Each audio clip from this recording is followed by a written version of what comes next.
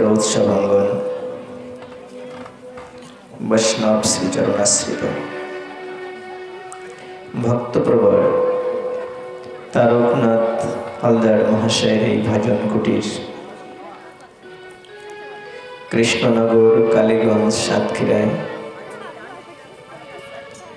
বিশ্বের সকল জীবের শান্তি ও মঙ্গল কামনায়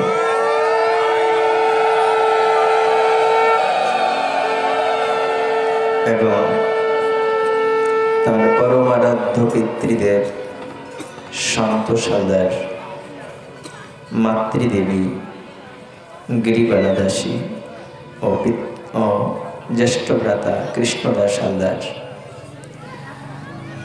বৌদি মেনকাবালা দাসী এর আত্মকল্যাণার্থে আয়োজিত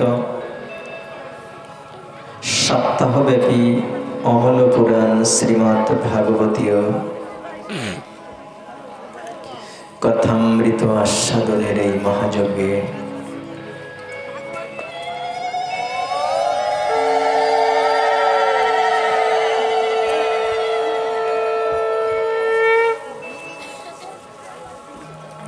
আজকের এই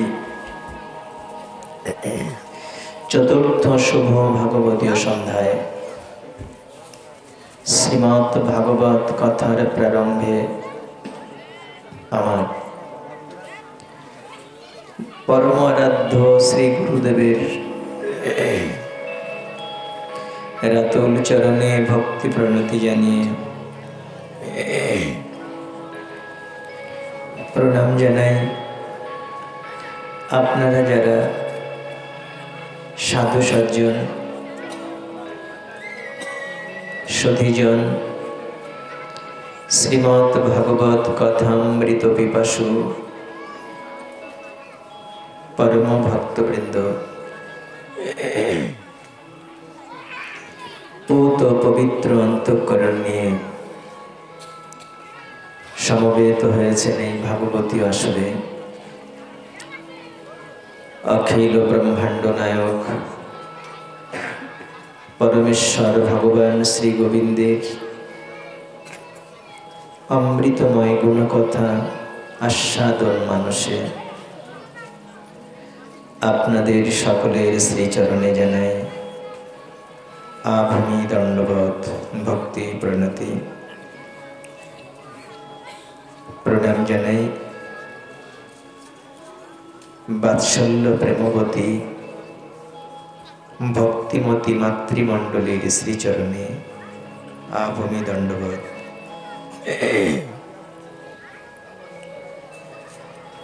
যারা দূর দূরান্ত থেকে অনলাইন মিডিয়ায় ভাগবত কথা অমৃত আস্বাদন করছেন, তাদের সকলের শ্রীচরণে জানাই ভক্তি প্রণতি। কৃপা করুন এই অধম দাস অনুদাসে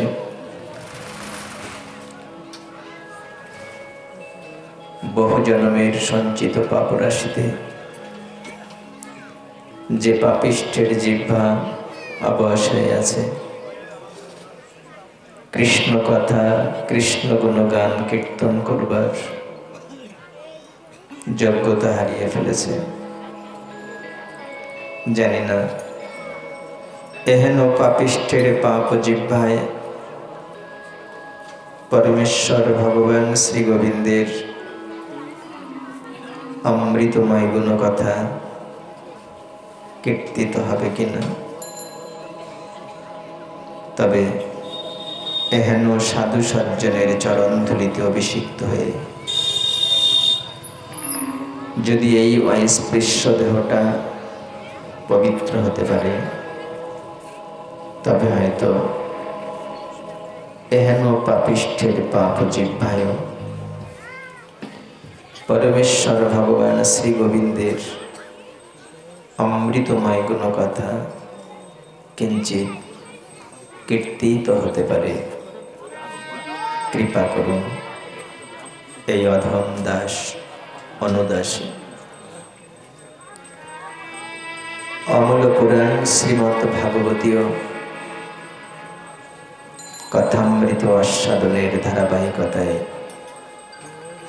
আজকের আস্বাদন পঞ্চম স্কন্ধ থেকে প্রিয়ব্রত কথা। সৃষ্টির প্রথম পিতা স্বয়ংভুব মনু তার দুজন পুত্র, একজন উত্তানপাদ যার বংশে ধ্রুব মহারাজ, প্রাচীন বহিরিয়াদি। এরপরে অপর পুত্র প্রিয়ব্রত, তিনি গারস্থ জীবন অঙ্গীকার করতে অস্বীকার করেছিলেন। হরিভজন করবেন, সংসারে প্রবেশ করবেন না। তাই প্রিয়ব্রতকে প্রজা বৃদ্ধি কার্যে সহযোগিতা করানোর জন্য ব্রহ্মাদি দেবগণ এবং মরীচিয়াদি ঋষিগণ গারস্থ ধর্ম অঙ্গীকার করতে বললেন। প্রিয়ব্রত অস্বীকার করলেন, না, এই সংসার জীবনে হরিভজনে ব্যাঘাত ঘটে, সংসারের মায়ামোহ গোবিন্দ ভজনে বাধা হয়ে দাঁড়ায়, অন্তরায়। তখন দেবতারা এবং ঋষিগণ প্রিয়ব্রতকে বললেন, প্রিয়ব্রত, শপথনাম বিজিগীষমান গৃহেষু নির্বেশ্য যতেত পূর্বম অত্যেতি দুর্গাশ্রিতা অর্জিতারিংসিণীষু কামং বিচরেতি বিপর্ষেতে। প্রিয়ব্রত, শোনো, তুমি যে বলছো সংসার জীবনে প্রবেশ করবে না, কিন্তু মনে রেখো, একজন রাজা যতক্ষণ তার শত্রুকে বশ করতে না পারেন ততক্ষণ সেই রাজার কর্তব্য হচ্ছে নিরাপদ দুর্গের মধ্যে সৈন্য সামন্ত পরিবেষ্টিত হয়ে আশ্রয়, নিরাপদ আশ্রয়ে থাকা। যেদিন তিনি তার শত্রুকে বশ করতে পারবেন সেদিন তিনি ইচ্ছে মতো বিচরণ করতে পারবেন। আমরা রামায়ণে জানতে পারি, রাম রাজত্বে ভগবান রামচন্দ্র রাতের অন্ধকারে একা একা প্রজাদের দুঃখ কষ্ট দেখবার জন্য একা একা ঘুরে বেড়াতেন। শত্রু ভয় ছিল না তার, কেননা প্রজাদেরকে তিনি পুত্রের মতো করে ভালোবাসতেন। রাবণকে সংহার করে যখন সীতা উদ্ধার করে নিয়ে যাচ্ছেন, তখন মা জানকীকে দেখার জন্য প্রজারা খুব ভিড় করেছিলেন। পথে যখন সীতা দেবী প্রবেশ করছেন অযোধ্যা নগরীতে, দুপাশে প্রজারা এত ভিড় করেছে মা জানকীকে একটু চোখের দেখা দেখার জন্য, যেন পথ রুদ্ধ হয়ে গেছে। তাই বিভীষণ বেত্র হাতে করে নিয়ে প্রজাদেরকে সরিয়ে সরিয়ে দিচ্ছে। তখন ভগবান রামচন্দ্র বিভীষণকে বলেছিলেন, মিতা, একটা প্রজার গায়ে যেন আঘাত দিও না, তুমি যেন কোনো প্রজাকে বেত্রাঘাত করো না। সন্তান এসেছে মাকে দেখতে, কোনো প্রজার গায়ে যেন আঘাত করো না। ঠিক সন্তানের মতো করে প্রজাদেরকে তিনি লালন করতেন, ভালোবাসতেন।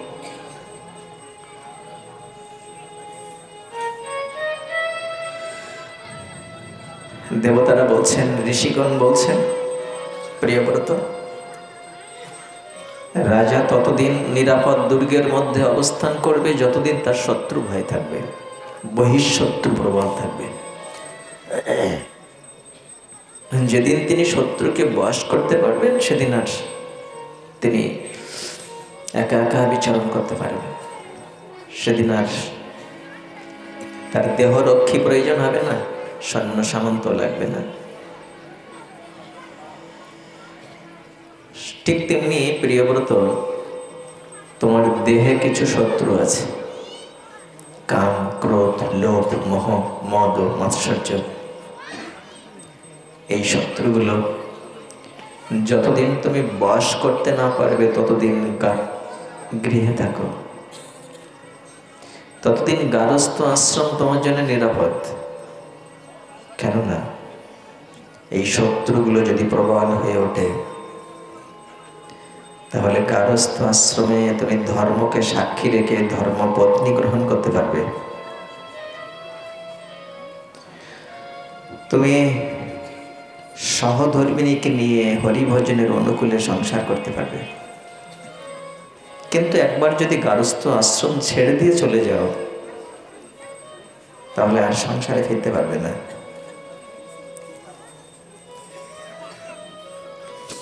ওই শত্রুগুলো যদি প্রবল হয়ে যায় তখন তুমি যেখানেই যাবে সেখানেই তোমার বিপদ ঘটবে। এই শত্রুর তাড়নায় তুমি তখন ধর্মবিচ্যুত হয়ে যাবে। এই জন্য প্রিয়ব্রত, এই শত্রুগুলো যদি বশ করতে না পারো তাহলে সংসারে থাকো। একথা শুনে প্রিয়ব্রত গারস্থ আশ্রম অঙ্গীকার করলেন, বিয়ে করলেন।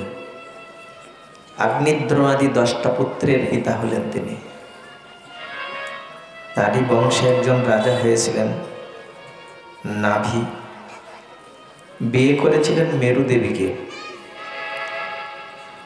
বিবাহিত জীবনের বহু দিন পার হয়ে গেল কিন্তু কোনো সন্তান হয়নি। তাই তারা পুত্র ইষ্টি যজ্ঞ করলেন ভগবান শ্রীহরিকে সন্তুষ্ট করার জন্য। ভগবান শ্রীহরি সন্তুষ্ট হলেন, জানতে চাইলেন কি চাস? তাদের যজ্ঞে সন্তুষ্ট হয়েছে, তপস্যায় সন্তুষ্ট হয়েছে।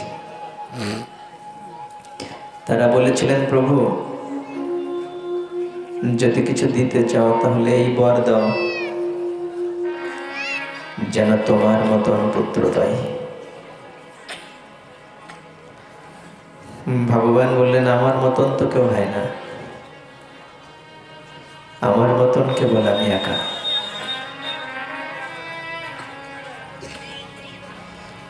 কেন জানিস? এই জগতে যে একবার বড় হয়ে যায় সে ছোট হতে চায় না। যে একবার ধনী হয়ে যায় সে আর গরিব হতে চায় না। যে একবার সম্মান পায় সে আর অপমানিত হতে চায় না। যে একবার সুখী হয়ে যায় সে আর দুঃখ পেতে চায় না। যে একবার প্রভু হয়ে যায় সে দাস হতে চায় না।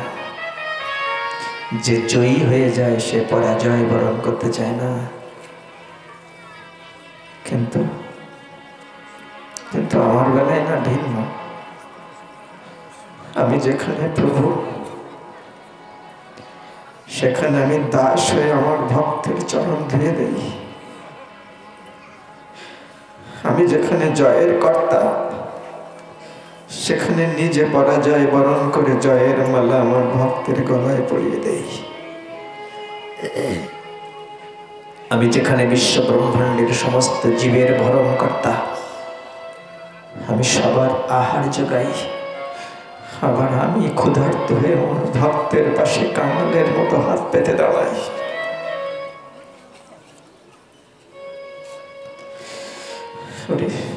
আমি এই বিশ্ব ব্রহ্মাণ্ডের পরিচালক, আবার আমি ভক্তের চাকর হয়ে ভক্তের রাত চালিয়ে দিই।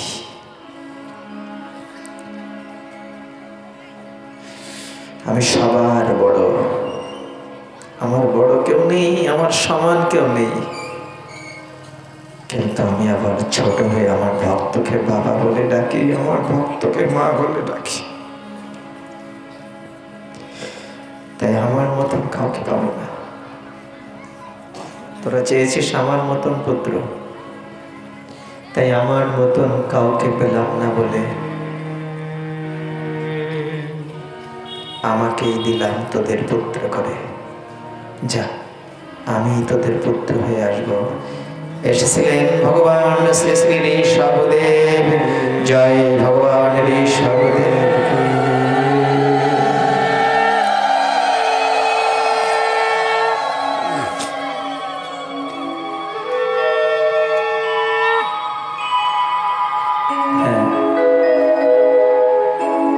ভক্তের কাছে আজ পুত্র হয়ে এসেছেন ভগবান, তাই কিছু দায়িত্ব পালন করলেন এই জগৎ জীবের মতো। সংসারের দায়িত্ব। বিয়ে করলেন, জয়ন্তীকে বিয়ে করলেন, 100 পুত্রের পিতা হলেন। আর পিতা হলে পুত্রকে শিক্ষা দিতে হয়, পুত্রকে কিছু শিক্ষা দিলেন। কি শিক্ষা দিলেন?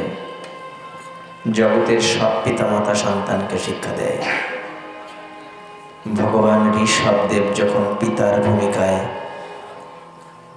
তিনি কি শিক্ষা দিলেন তার পুত্রদের?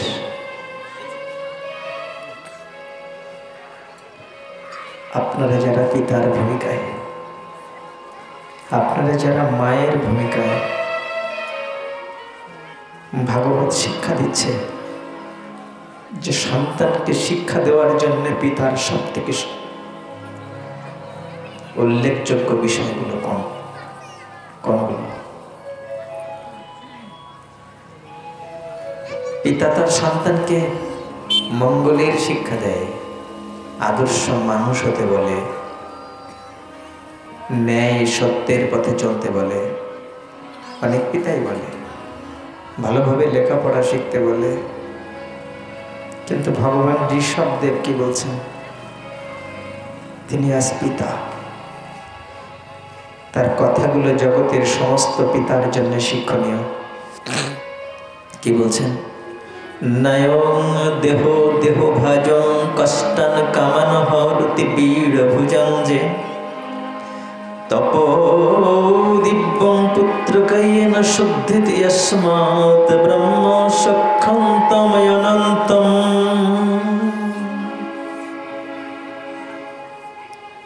হে পুত্রগণ, এই দুর্লভ মনুষ্য জন্ম, ওই বিষ্ঠাভোজী প্রাণী শূকর কুকুর এদের মতো শুধু দেহ সুখ ভোগ করার জন্য নয়। বাবা বলছেন ছেলেদেরকে, হে পুত্রগণ, এই দুর্লভ মনুষ্য জন্মটা শূকর কুকুর বিষ্ঠাভোজী প্রাণী যারা, এদের মতো শুধু দেহ সুখ ভোগ করার জন্য নয়। আহার, নিদ্রা, ভয়, মৈথুন, এই 4টি হচ্ছে জীবের সহজাত প্রবৃত্তি। জন্ম থেকেই এই 4টি প্রবৃত্তি জীব নিয়ে আসে। আহার, নিদ্রা, ভয় আর মৈথুন। ওটা একটা নিকৃষ্ট প্রাণীর মধ্যেও আছে, আবার এই জৈবিক তাড়না সৃষ্টির শ্রেষ্ঠ জীব মানুষের আছে।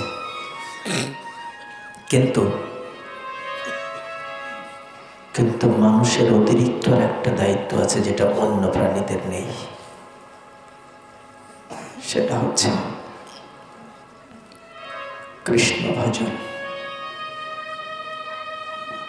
প্রভুর আনুগত্য স্বীকার করা, তার আদেশ নির্দেশ মেনে চলা, তার চরণের দাসত্বকে অঙ্গীকার করা। এটা অন্য কোনো প্রাণীর নেই, মানুষের আছে। যদি অন্য কোনো প্রাণী থেকে মানুষের এই স্বাতন্ত্র্যটুকু মানুষ রক্ষা করতে না পারল, সে যদি তার আরাধ্য সত্তাকে, সে যদি তার সৃষ্টিকর্তাকে যদি ভুলে গেল, তার করণীয় কর্তব্য যদি সে পালন না করল, শাস্ত্রের বিধিনিষেধ যদি সে মেনে না চলল, তাহলে ওই নিকৃষ্ট জীব থেকে মানুষের পার্থক্য কোথায়?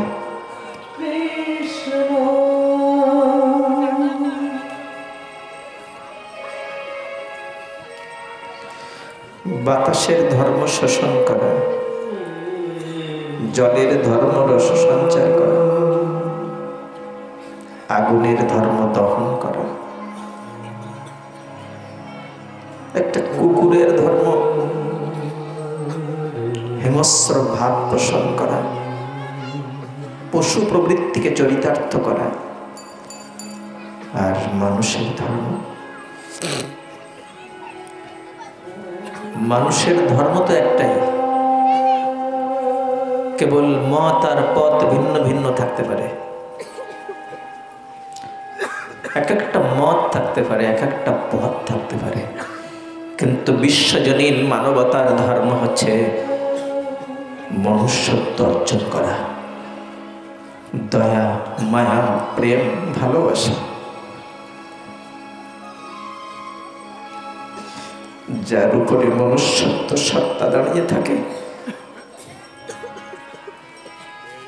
যদি মানুষের মধ্যে সেই দয়া না থাকলো, মায়া না থাকলো, প্রেম না থাকলো, ভালোবাসা না থাকলো, একে অপরের প্রতি কোনো সহনশীলতা না থাকলো, তাহলে পশু থেকে পার্থক্যটা কোথায়?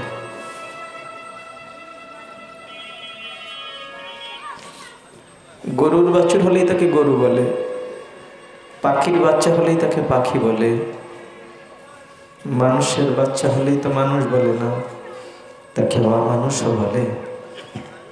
কিন্তু পাখিকে কেউ অপাখি বলে না, গরুকে কেউ অগরু বলে না। মানুষকে তার মনুষ্যত্ব অর্জন করতে হয়, আর সেই মনুষ্যত্ব অর্জনের শিক্ষা দিয়েছে এই শাস্ত্র।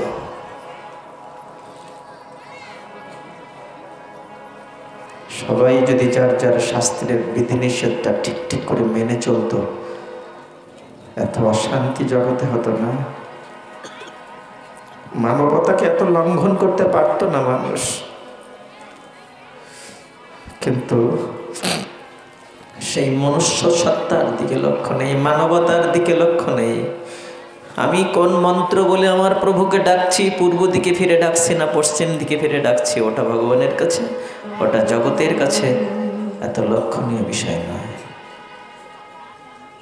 ভগবান দেখছেন আমি যাকে মানুষ করে পাঠিয়েছি সে কতটুকু মনুষ্যত্ব অর্জন করেছে।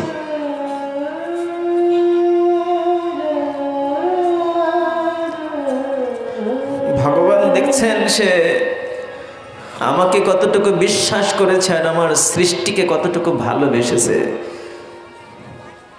আজ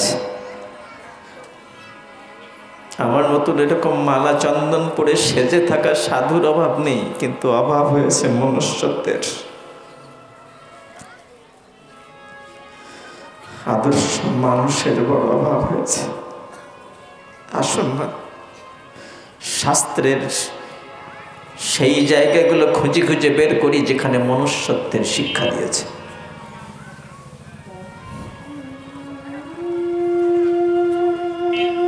এই শাস্ত্রকে কাজে লাগিয়ে যেন মানুষের উপরে নির্যাতন করা না শিখি। এই জন্যে শাস্ত্রের দোহাই দিয়ে যেন মানবতাকে লঙ্ঘন না করি। এই জন্যে ভাগবতে বলেছে, অনুভ্যস্য মহদেভ্যস্য শাস্ত্রেভ্য কুশলো নর সর্বত সারমাদদ্দাত পুষ্পেভ্য ইব ষটপদই। মৌমাছি যেমন ফুলে ফুলে গিয়ে মধু সংগ্রহ করে সার বস্তু, ঠিক তেমনি প্রকৃত সাধুজন ছোট শাস্ত্র বড় শাস্ত্র সমস্ত শাস্ত্র গ্রন্থ থেকে সার বস্তুটুকু তিনি গ্রহণ করবেন। শাস্ত্রের দোহাই দিয়েও আবার মানবতাকে লঙ্ঘন করার কত শিক্ষা, কত ব্যাখ্যা বিশ্লেষণ মানুষই করে থাকে শাস্ত্রের দোহাই দিয়ে। আছে আছে এমন অনেক কথা আছে, এমন অনেক কথা আছে, সেটার মর্ম বুঝিনি, হয়তো অপব্যাখ্যা করেছি। এই সনাতন ধর্মে বিভিন্ন কারণে আমরা বিভিন্নভাবে ক্ষতিগ্রস্ত হয়ে গিয়েছি। ওই বর্ণবাদের অপব্যাখ্যা, ওই সূচি অসুচির বিচারের অপব্যাখ্যা, হ্যাঁ, নানা প্রকারের শাস্ত্রের সিদ্ধান্তের কিছু ব্যাখ্যা বিশ্লেষণ করে শাস্ত্রটাকে এমন জায়গায় নিয়ে পৌঁছিয়েছি যেন মানবতাকে লঙ্ঘন করতে চলেছি।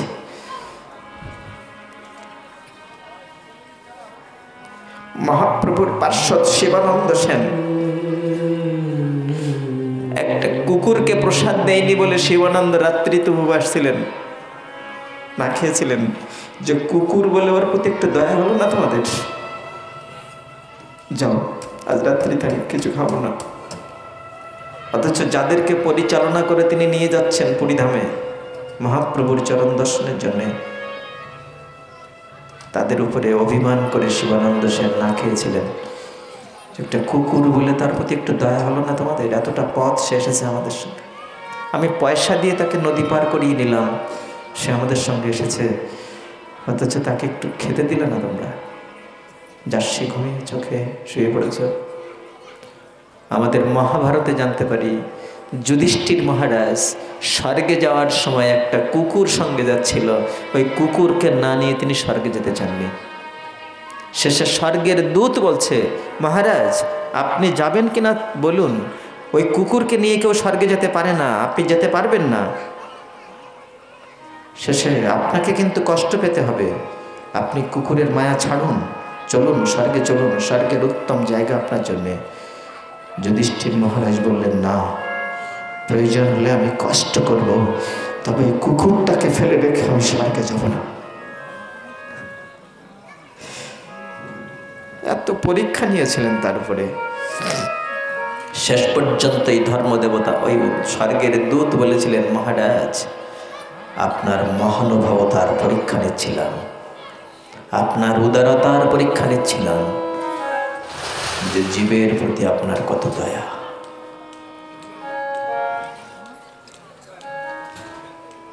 আসুন না, আসুন না, ভগবানকে ভালোবাসার পূর্ব শর্ত হলো সমস্ত জীবের প্রতি একটা মৈত্রী ভাব তৈরি করা।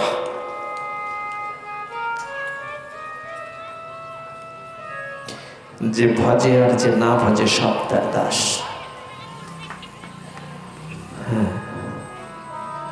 ভাগবতের নবযোগেন্দ্র সংবাদে বলা হয়েছে, ঈশ্বরে তৎ অধীনেষু বালিশেষু দিশস্যু চ প্রেম মৈত্রী কৃপা উপেক্ষা ইয়া করতি সমধ্যমা।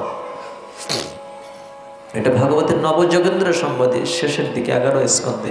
ওইখানে আমাদের আস্বাদনের সুযোগ কম হয়, প্রসঙ্গটা আসলো তাই বলতে মন চাইছে, মনোযোগ দিয়ে কথাটা বুঝতে চেষ্টা করি। ঈশ্বরে তদ অধীনেষু বালিশেষু দিশস্যু চ, এই চারজনের নাম বললেন। প্রথমে বললেন ঈশ্বর, তারপরে তদ অধীন অর্থাৎ ঈশ্বরের ভক্ত যারা, তারপরে বালিশ, এই বালিশ অর্থ হচ্ছে মূর্খ, আর দ্বিসৎসু অর্থাৎ যারা ঈশ্বরের প্রতি বিদ্বেষ করে, যারা যারা ভগবানকে ভালোবাসে না, তাদেরকে দ্বিসৎসু বলছেন। তাহলে কয়জনের কথা বললেন?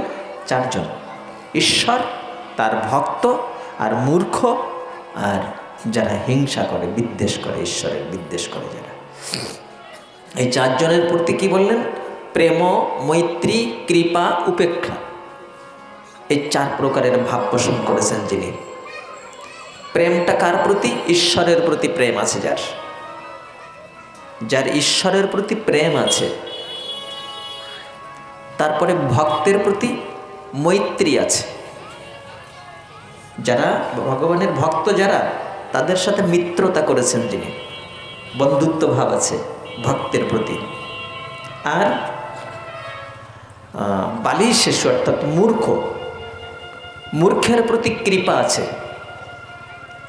যারা কিছু বোঝে না তাদেরকে কৃপা করেন, কিন্তু যারা ঈশ্বর বিদ্বেষী তাদেরকে উপেক্ষা করেন। যে ভক্ত ঈশ্বর বিদ্বেষীকে উপেক্ষা করেন মানে তাকে আর একটু গোনেন না, সহজ কথায় যাকে বলে, তারকে উপেক্ষা করেন না, মরুক যাক যাক। ভগবানকে যখন ভালোবাসে না, যাক চালাই কপালে যা থাকে, একে উপেক্ষা করা বলে, তাকে তাচ্ছিল্য করা। বলছেন এই জন্যে তিনি ইয়া করতিসা মধ্যম, এই জন্য ওই ভক্ত মধ্যম হয়ে গেলেন, তিনি উত্তম হতে পারলেন না। কেননা ওই তিনটে জায়গায় ভাব ঠিক ছিল, ঈশ্বরের প্রতি প্রেম ঠিক আছে, ভক্তের সাথে মৈত্রী ঠিক আছে, আর যারা মূর্খ তাদের প্রতি কৃপা ওটাও ঠিক আছে। ওই শেষেরটা গিয়ে হ্যাঁ অসুবিধা হয়েছে কি না, যারা ঈশ্বর বিদ্বেষী যারা তাদেরকে তিনি উপেক্ষা করলেন। কেন তুমি উপেক্ষা করবে কেন? এই জন্য মধ্যম হয়ে গেলেন তিনি। বলছেন তিনি মধ্যম ভক্ত, তিনি উত্তম নন। কেননা যদি ওই যারা ঈশ্বরকে যারা বিদ্বেষ করছে তাদের প্রতিও যদি তার শুভ কামনা থাকতো, যে গোবিন্দ তুমি ওদের সম্মতি দাও, ওরা যেন তোমাকে ভালোবাসতে শেখে, এইটুকু যদি হতো তাহলে তিনি উত্তম হয়ে যেতে পারতেন। বলে একটা জায়গায় উপেক্ষা করলেন, তাই তিনি ইয়া করতিসা মধ্যম। ভাগবত বলছেন তিনি মধ্যম শ্রেণীর ভাগবত ভক্ত। কত শিক্ষা দিয়েছে ভাগবত, কত শিক্ষা দিয়েছে। জগতের কাউকে উপেক্ষা করার সুযোগ নেই। এক কথায় যে কাউকে আপনি উপেক্ষা করতে পারবেন না। আপনি ভক্ত হয়েছেন, আপনি অনেক সাধন করেছেন, ভগবানকে খুব ভালোবেসেছেন, কিন্তু কাউকে উপেক্ষা করতে পারবেন না। জগতে কাউকে উপেক্ষা করতে পারবেন না। এই জন্য নামাচার্য হরিদাস ঠাকুরকে যারা বেত্রাঘাত করছে তাদের জন্য কামনা, শুভ কামনা, প্রভু ওদের সম্মতি দাও, ওদের ক্ষমা করো, তুমি ওদের ক্ষমা করো, ওরা আমাকে মেরে যে কি অপরাধ হয় ওরা জানে না, সেই জন্য আমাকে মারছে, জানলে মারতো না, ওদের করুণা করো।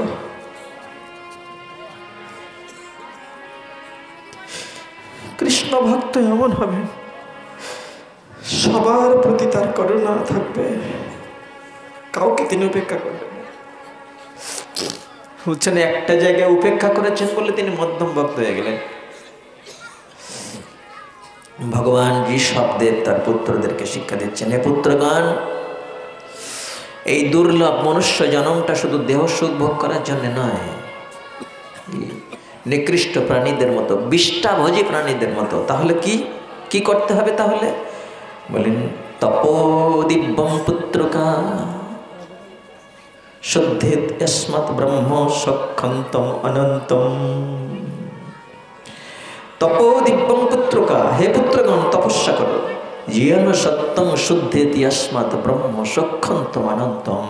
সেই পরম ব্রহ্মের সাথে যাতে সখ্য স্থাপন করা যায় তার জন্য তোমরা তপস্যা করো। হে পুত্রগণ তপস্যা কর। বাবা ছেলেদেরকে শিক্ষা দিচ্ছেন। হ্যাঁ, আমি তো বলি যে খোকা ভালো করে লেখাপড়া শিখিস, বাবা ভালো করে লেখাপড়া শিখিস, তোকে অনেক লেখাপড়া শিখতে হবে, ভালো মানুষ হতে হবে। এই জগতে এখন টিকে থাকা খুব কষ্টকর, প্রতিযোগিতা চারিদিকে, এরকম কত পিতামাতা বলে। তবে হ্যাঁ, সেই সাথে সাথে যেন আরেকটা কথা বলতে ভুলে না যাই, খোকা তোকে ভগবত ভক্তির পথে চলতে হবে, তোকে সত্যের পথে, ন্যায়ের পথে, ধর্মের পথে চলতে হবে। এটা না বললে শিক্ষা অসম্পূর্ণ থেকে যাবে। বিশ্ববিদ্যালয়ের সার্টিফিকেট অর্জন করেছে খোকা, অনেক টাকা বেতনে চাকরি করে, অনেক বড় পোস্টে বসেছে, কিন্তু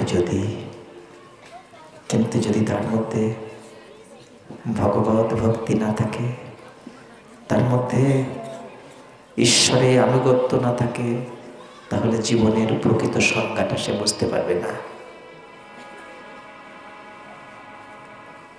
প্রেম কাকে বলে, ভালোবাসা কাকে বলে সে বুঝতে পারবে না। হ্যাঁ, প্রেম ভালোবাসার সংজ্ঞাটা আমার কাছে একরকম, শাস্ত্রে যে আর একরকম বলেছে। হ্যাঁ, শাস্ত্রে অন্যভাবে সংজ্ঞায়িত করেছে। এই জন্যে শাস্ত্র সিদ্ধান্তের সাথে যতক্ষণ আমি তাল মিলিয়ে চলতে না পারবো, ততক্ষণ হিসাবে কোনো না কোনো জায়গায় ভুল থেকে যাবে, কোথাও না কোথাও ভুল থেকে যাবে। ভগবান ঋষভদেব সেই কথা বলছেন পুত্রদেরকে।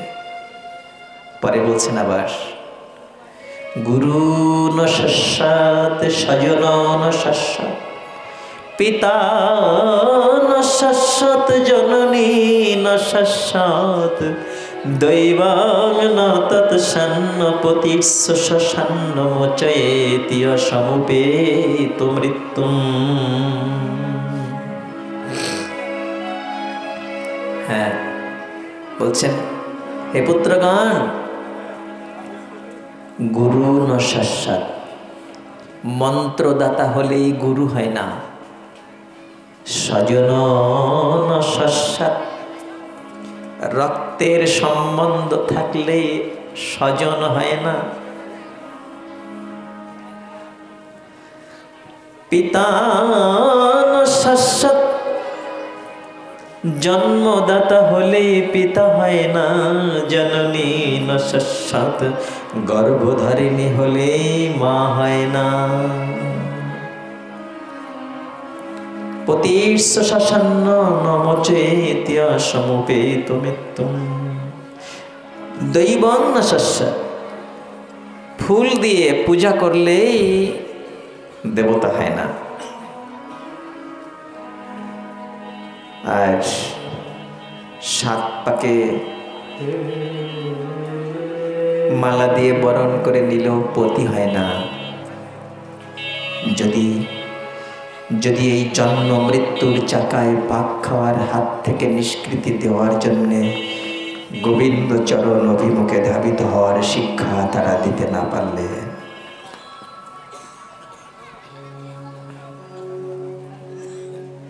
তাহলে জীবের অন্তিম লক্ষ্য হচ্ছে গোবিন্দ চরণে ফিরে যাওয়া। সেই গোবিন্দ চরণে ফিরে যাওয়ার জন্য যে পথ নির্দেশনা, সেই পথ নির্দেশনার শিক্ষা যদি তারা দিতে না পারলেন, অথবা যদি গোবিন্দ ভজনে বাধা হয়ে দাঁড়ালেন, তাহলে পিতা ন শাশ্বত জননী ন শাশ্বত গুরু ন শাশ্বত স্বজন ন শাশ্বত।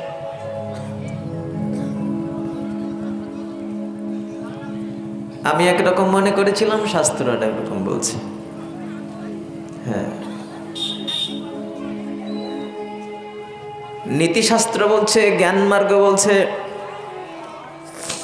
হ্যাঁ পিতামাতার উপরে আর গুরু নেই। হ্যাঁ, ঠিক আছে, ভালো কথা। তারপরে যিনি বেদ শিক্ষা দিচ্ছেন তিনি আচার্য, তিনি পরম গুরু, ঠিকই আছে। কিন্তু ওই গুরু আবার গুরু নয়। কখন? যখন গোবিন্দ ভজনে বাধা হয়ে দাঁড়ালেন। সেখানে পিতার আদেশ লঙ্ঘন করা যায়, মায়ের আদেশ লঙ্ঘন করা যায়, গুরুর আদেশ লঙ্ঘন করা যায়, স্বজনের আদেশ লঙ্ঘন করা যায়। শাস্ত্রে এমন অনেক প্রমাণ আছে। বাবার আদেশ লঙ্ঘন করে কৃষ্ণ নাম করেছিলেন প্রহ্লাদ, গুরুর আদেশ লঙ্ঘন করেছিলেন বলি মহারাজা, মায়ের আদেশ লঙ্ঘন করেছিলেন ভরত, মাকে অভিশাপও দিয়েছিলেন। অথচ জগতের ইতিহাসে তাদের নাম স্বর্ণ অক্ষরে লেখা আছে। হ্যাঁ, স্বামীর আদেশ লঙ্ঘন করেছিলেন বৃন্দাবনে ব্রাহ্মণ পত্নীগণ, ব্রজগোপীগণ। এজন্য শাস্ত্রের এই রহস্য এটি সহজে অনুধাবন করা যায় না। চৈতন্যের ভক্তগণের করনিত্য সঙ্গ, তবে তো জানিবে সিদ্ধান্ত সমুদ্র তরঙ্গ।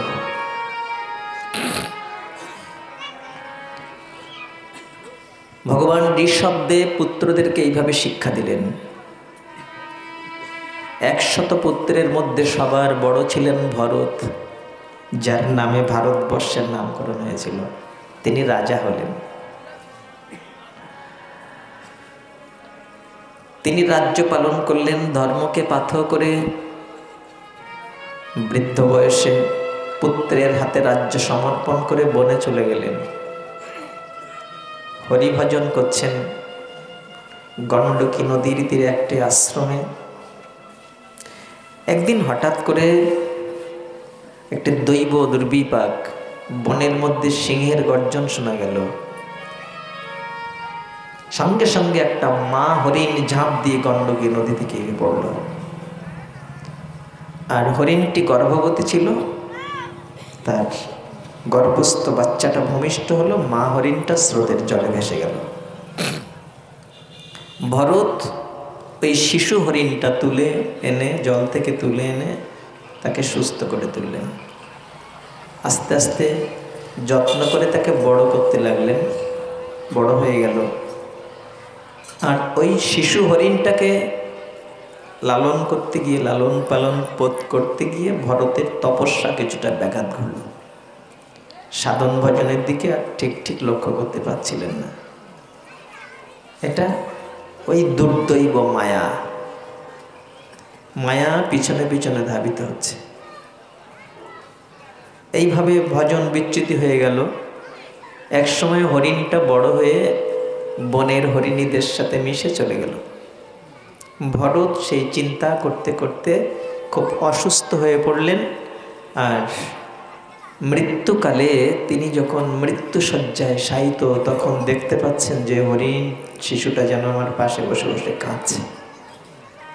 ওই মায়া, দুর্দৈব মায়া। হরিণ শিশুটা আর চিন্তা করতে করতে দেহ ত্যাগ করলেন। পরের জন্মে হরিণের দেহ নিয়ে তিনি জন্মগ্রহণ করলেন। কথাটা এখানে বলা আছে, জন্মবাপি শরণ ভাবং তজত্তম তে কলিবরম তং তমেবৈতি কৌন্তেয় সদা তদ্ভাব ভাবিতঃ। মৃত্যুকালে যিনি যে ভাব চিন্তা করতে করতে দেহ ত্যাগ করবেন, পরের জন্মে সেই ভাবের উপযোগী দেহ তিনি পাবেন। কথাটা ভগবান বলেছেন এখানে। কৃষ্ণ ভক্তের অন্তরে এই চাওয়া থাকে, গোবিন্দ শেষের যেদিন দিনে চলে যাব, সেদিন যেন তোমার নাম আমার মুখে থাকে, সেদিন যেন সাধু সঙ্গ ভাগ্যে জোটে, সেদিন যেন হৃদয়ে মন্দিরে তোমার চরণ ধ্যান করতে পারিস। ভক্তের অন্তরে চাওয়া থাকে, কেননা ওই দিনে যে চিন্তা থাকবে মাথায়, সেই রকম দেহ পাবো। আর যারা আত্মহত্যা করে দেহ ত্যাগ করবে, তাদের পরের জন্মে ওই রকম যন্ত্রণার দেহ পেতে হবে, কষ্টের দেহ পেতে হবে। কত জন্ম এরকম পেতে হবে তার ঠিক নেই। ওই হরিণ হয়ে জন্মগ্রহণ করলেন, কিন্তু আগের জন্মের কথাগুলো তার মনে ছিল, কিছুটা সাধনা করেছেন, তাই মনে আছে আগের জন্মে আমি রাজা ছিলাম, ওই হরিণের উপরে মায়া করে জন্মে হরিণ হয়েছে, তাই চোখ দিয়ে জল পড়ত। মনে মনে চিন্তা করতেন, হরিণের দেহ পেয়েছে, আর তো ভজন সাধন করতে পারবো না। যদি আবার কোনোদিন মানুষের দেহ পাই, আবার হরি ভজন করব। কারোর সাথে কথা বলবো না এবার যদি মানুষের দেহ পাই। পরের জন্মে আবার তিনি ব্রাহ্মণ কুলে জন্ম পেলেন। কারোর সাথে কথা বলতেন না বলে নাম হয়েছিল জড়ভরত। আর কথা বলতেন না বলে ভাইয়েরা তাকে ইচ্ছে মতো পরিশ্রম করিয়ে নিত, খাওয়ার সময় খেতে দিত পোকা ধরা চালের অন্ন, খুদ কুড়া এইসব, কিন্তু কাউকে কিছু বলতেন না। ছোট ছোট ছেলেমেয়েরা তাকে ইট পাটকেল ফেলে মারত, কেটে রক্ত ঝরিয়ে দিত, কাউকে কিছু বলতেন না। কেননা না, আর কথা বলবো না। তোদের তো কোনো দোষ না, দোষ আমার কর্মফলের। তা না হলে তোরা আমাকে মারবি কেন? কথা আর বলবো না, মার, মেরে মেরে শোধ করে নে। মনের ভাবটা এরকম ছিল, মেরে মেরে শোধ করে নে, পরের জন্মে যেন আবার যাস না আমার পেছনে পেছনে। কত জন্ম কত অন্যায় করেছি, সেই সব অন্যায়ের জন্য তোরা প্রতিশোধ নিচ্ছিস ইট পাটকেল মেরে। তোদের কিছু বলিনি, আমি চুপচাপ পড়ে আছি, তারপরে তোরা আমাকে মারছিস। মার। ওরা কৌতূহল বশত মারত। এক সময় রাজা রহুগণ পালকি চড়ে যাচ্ছিলেন সেই পথ দিয়ে। পালকি বাহকদের কষ্ট হচ্ছিল, তাই আর একজন বাহকের প্রয়োজন মনে করেছিল। আর ভরতকে দেখে তারা হাত ধরে টেনে নিয়ে পালকি বওয়ার কাজে লাগিয়ে দিল। কোনো কথা বলে না, স্বাস্থ্য শরীর ভালো, পালকি বয়ে নিয়ে যাচ্ছিলেন, কোনো কথা বলছিলেন না, কপালে আসেই ছিল দেই পালকি বয়ে। কিন্তু লক্ষ্য ছিল পায়ের দিকে কোনো পিঁপড়ার উপরে যেন পা না দিই, কোনো পোকামাকড় যেন পা চাপা দিয়ে না মারি। কেননা এক হরিণের মায়ায় পড়ে একটা জন্ম পার করলাম, আবার ওই জীব হত্যা করে যদি কোনো পাপ করে ফেলি তাহলে তার জন্য আবার কত শাস্তি পেতে হবে।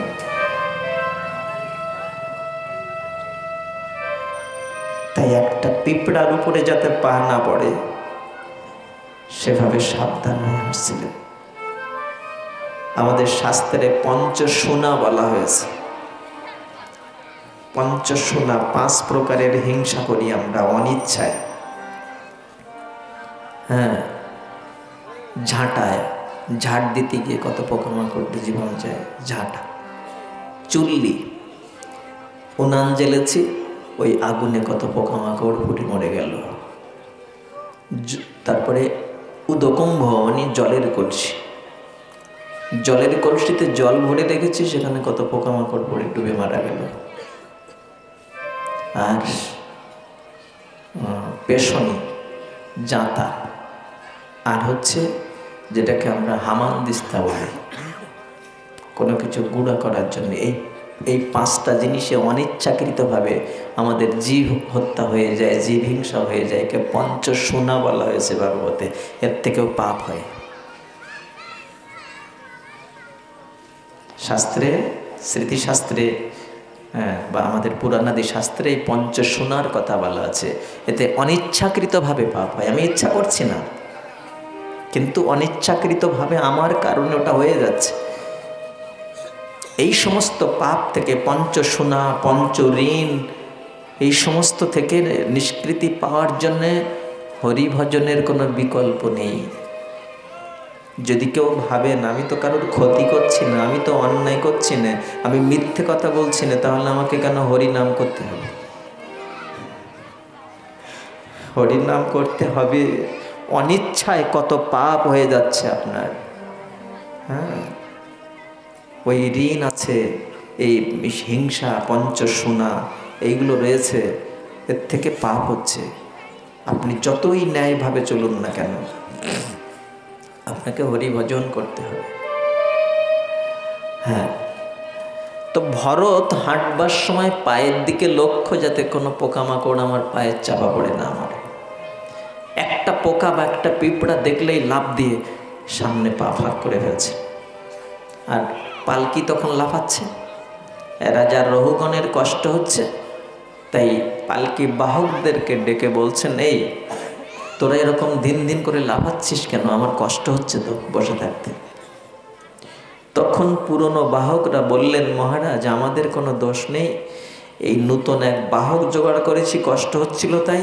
এ দেখি কখনো কখনো দিন দিন করে লাফাচ্ছে, কখনো আস্তে হাঁটে, কখনো জোরে হাঁটে, এইরকম। রাজা রহুগণ বলতে লাগলেন, এই তুই কি জীবন মৃত নাকি? জীবন মৃত মানে দেহে জীবন আছে কিন্তু মরার মতো। আমরা ভাগবতে কিন্তু জীবন মৃতের সংজ্ঞা পেয়েছি দেবাহুতির কথায়, যে কারা কারা জীবিত থাকলেও মরা। কারা? নেহ যৎকর্ম ধর্মায় ন বিরাগায় কল্পতে ন তীর্থপদ সেবায় জীবন্ন পিমৃত হেষা।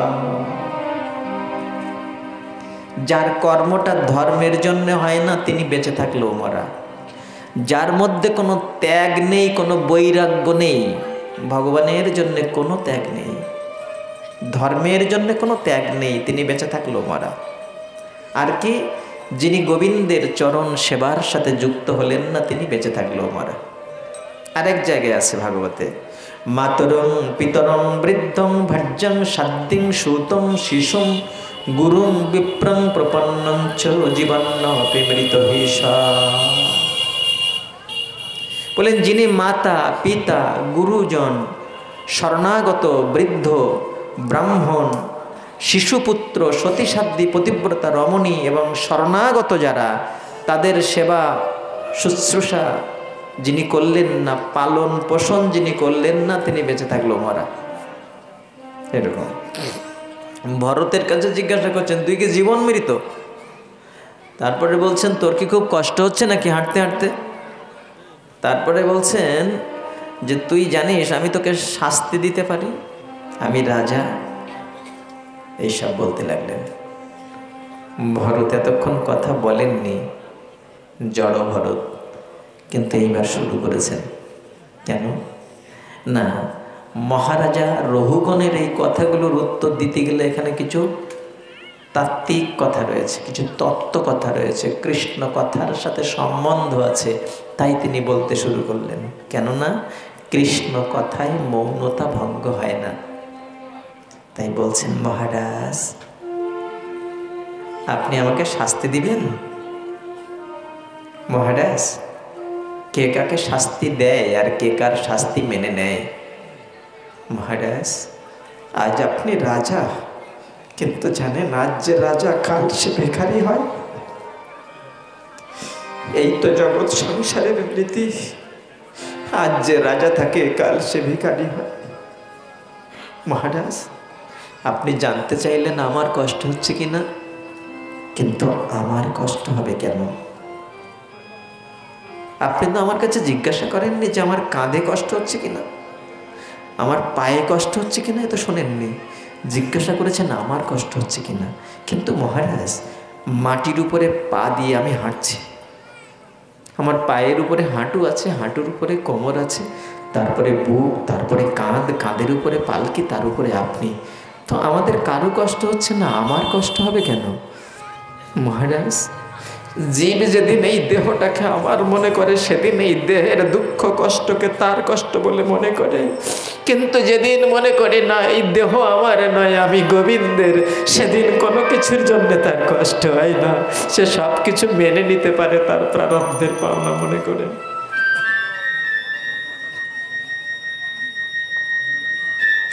কষ্ট তখন আমার হয় না, কষ্ট কাঁধের হতে পারে, বুকের হতে পারে, হাঁটুর হতে পারে, পায়ের হতে পারে।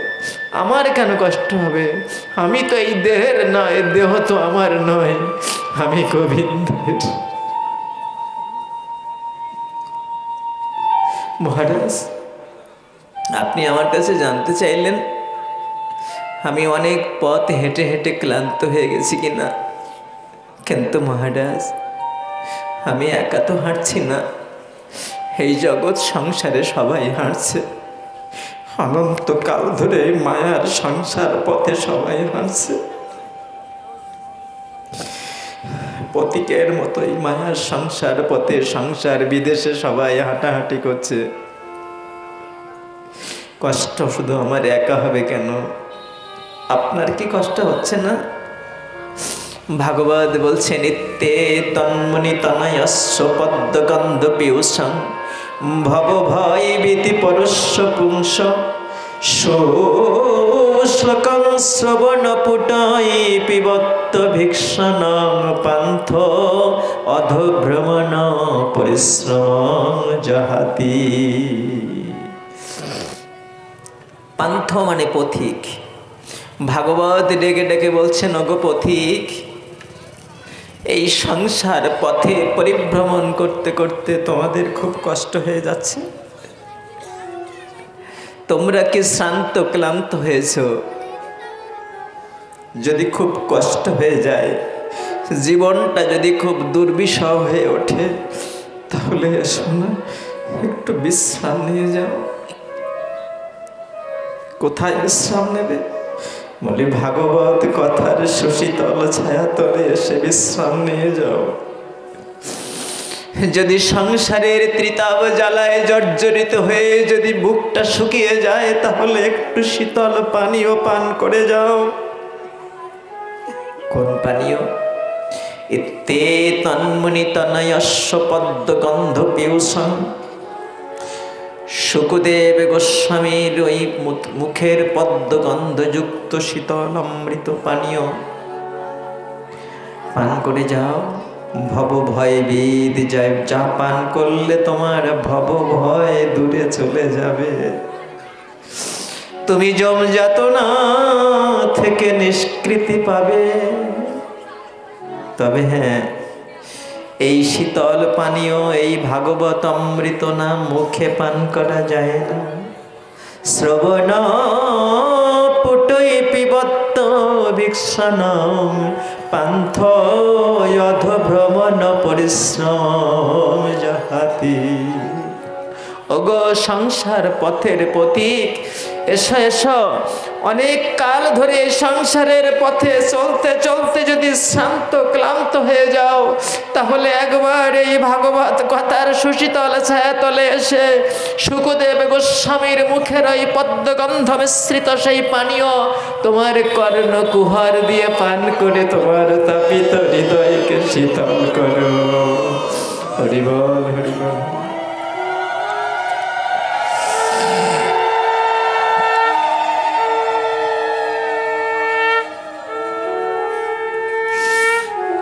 এইভাবে যখন বলতে লাগলেন,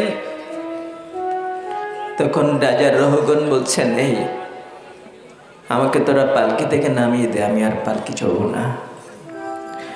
পালকি থেকে নেমেছেন, নেমে ভরতকে লক্ষ্য করে বলছেন, কে আপনি? পরিচয় দিন। আপনি কোনো ছদ্মবেশী দেবতা নাকি কোনো ব্রাহ্মণ? আমি যমের কালদণ্ডকে ভয় করি না, আমি ভোলা মহেশ্বরের ত্রিশূলকে ভয় করি না, আমি ভয় করি ব্রাহ্মণের অভিশাপকে। আপনি কোনো ছদ্মবেশী ব্রাহ্মণ কিনা, আপনি কোনো দেবতা কিনা? যখন এ কথা বলছেন, তখন ভরত বলছেন, জড় ভরত বলছেন, মহারাজ রহুগণই তৎতপসা ন জাতি ন জয়া ন নির্বাপনাদ গৃহাদবা ন সন্দংসানৈব জল অগ্নির সূর্যৈর বিনা মহৎ পাদরাজ অভিষেকম। মহারাজ, মহারাজ, যতদিন না পর্যন্ত জীব মহতের চরণ ধুলিতে অভিষিক্ত হতে না পারে, ততদিন বেদ পাঠ করে, যজ্ঞ করে, হোম করে, তপস্যা করে, জলের পূজা করে, সূর্যের পূজা করে, অগ্নির পূজা করে, চন্দ্রায়ন করে, তপস্যা করে জীবের প্রকৃত কল্যাণ কখনো হয় না, যতদিন মহতের চরণ ধুলিতে জীব অভিষিক্ত হতে না পারে। তাই বললেন, বিনা মহৎ পাদরজ অভিষেকম, মহতের সাধুজনের চরণ ধুলিতে অভিষিক্ত হওয়া ছাড়া জীবের প্রকৃত কল্যাণ কখনো হতে পারে না। তখন রাজা রহুগণ প্রণাম করতে লাগলেন, সবাইকে প্রণাম করছেন। নমো মহাদেবস্তু, নমো শিশুভ্য, নমো যুবেভ্য, নমো অবটুভ্য, যে ব্রাহ্মণ গমধূত লিঙ্গাট চরন্তি তেভ্যো শিবমস্তু যজ্ঞাম। আমি প্রণাম জানাই, মহৎকে প্রণাম জানাই, শিশুকে প্রণাম জানাই, যুবককে প্রণাম জানাই, আমি সবাইকে প্রণাম জানাই। ব্রাহ্মণ চণ্ডাল কুকুরাদি করি দণ্ডবত করিবে কে বহুমান্য করি। শ্রীমদ্ ভাগবতে পঞ্চম স্কন্ধে রাজা রহুগণের কথা আস্বাদন করছিলাম। এখানেই পঞ্চম স্কন্ধের বিশ্রাম হলো। বলুন না, হরে কৃষ্ণ কৃষ্ণ কৃষ্ণ কৃষ্ণ হরে হরে,